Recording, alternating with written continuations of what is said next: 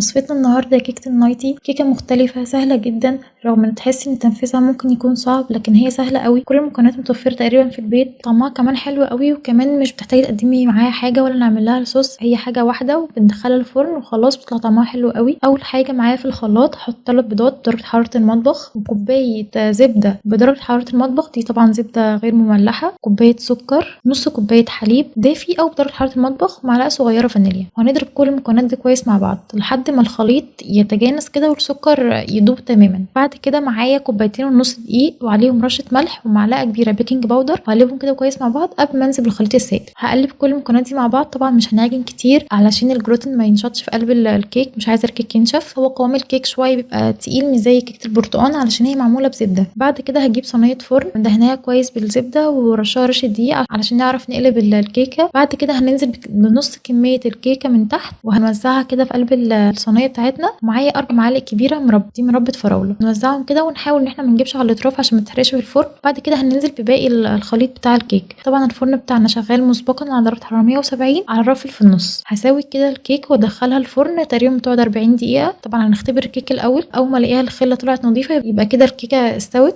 هنطلعها ونسيبها تبرد وبعد كده نقلبها. بجد كيكة طعمها حلو، مختلفة مميزة وتقيلة، ملهاش علاقة مثلا بكيكة البرتقال عشان معمولة بالزبدة. كمان مش بتحتاجي تقدمي معاها حاجة او تعملي لها صوص مثلا. شكلها حلو وطعمها حلو. هستناكم تجربوها وتقولي رأيكم.